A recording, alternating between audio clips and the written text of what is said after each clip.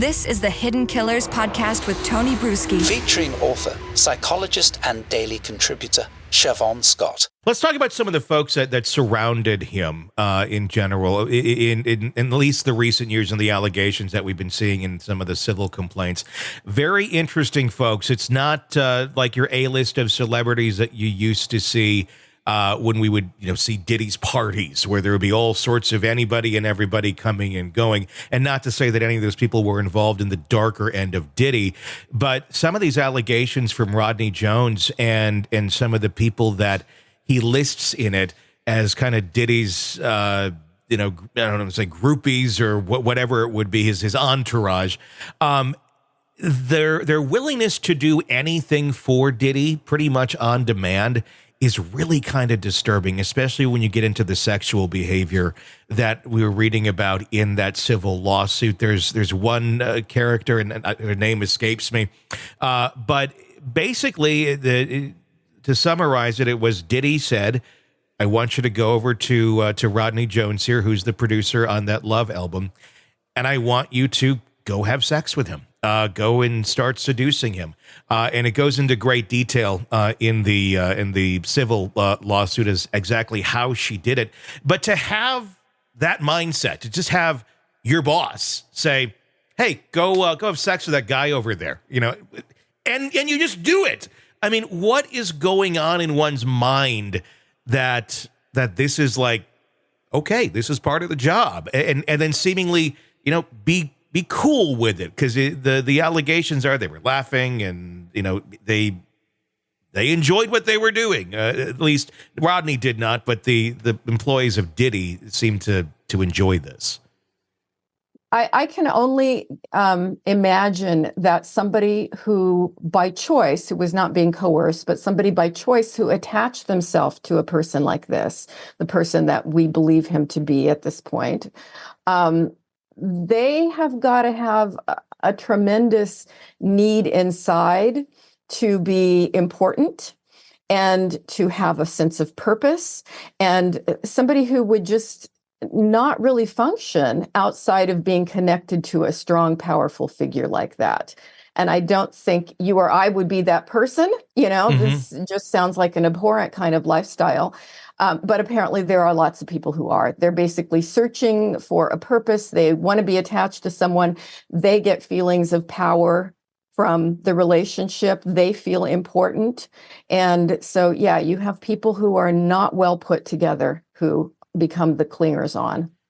I'm assuming it kind of goes back to what we see quite often with child predators. We saw it with R. Kelly, and we saw it with Epstein as well, of preying on those who are coming from very broken homes, very bad lifestyles, or very bad upbringings, and are really, kind of desperate for attention and money as well.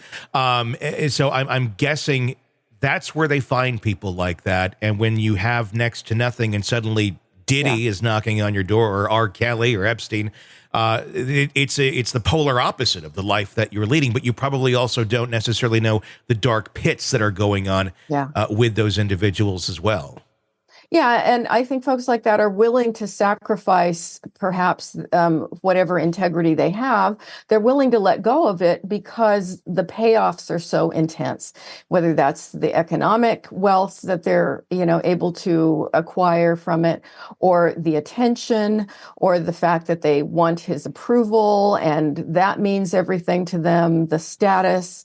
And so they're willing to really sink to some pretty low behavior for that. What kind of responsibility or culpability do they have? I mean, once this continues to go all down, they're adults, they're making adult choices. Can it be argued that they were coerced into this, that they were brainwashed? Are they victims of Diddy as well? Or is it just, look, you're an adult, you made adult choices as well, and it turns out you sexually assaulted somebody when they didn't want you to be doing that? Right. I think, it's probably going to be looked at on a case-by-case basis. If there were legal things, people did things that were illegal. Certainly they did things that were immoral and unethical.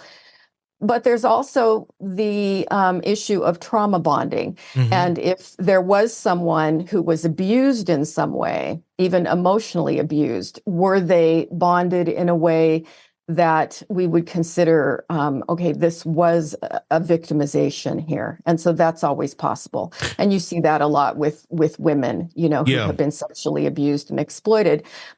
But then they feel, well, 90% of the time he's good to me, or 90% of the time this is a nice relationship. And so they attach in a very deep way to someone who's really doing bad things and causing them to do bad things. Does the trauma have to occur between the individual who's doing the bad things for that person and that person, or can it be something where it happened earlier in life and then, Diddy comes along as the savior type figure, if you will? They could be prone to having that kind of trauma bonding happen pretty readily if they had a pre-existing history of trauma.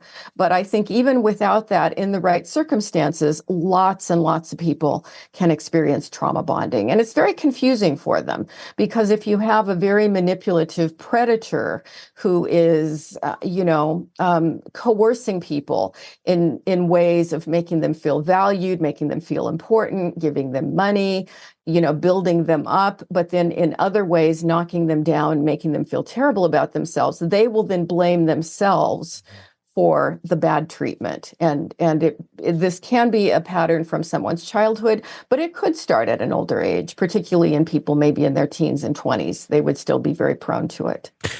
We talked about what Diddy may be going through right now, mentally thinking, this is all it's fine. I'm more powerful than anything. And I'm the victim here.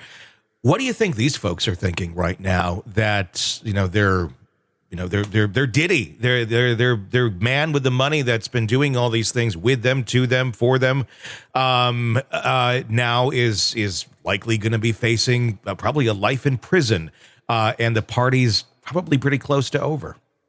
Right. It's probably a wake-up call for a lot of them. And there may be some that are still holding on to the delusion that they're going to get out of this, or he's going to buy his way out of this and things will be okay. That may be what's coming out of his mouth, most likely. But I would think for many of them, this has got to be quite a wake-up call.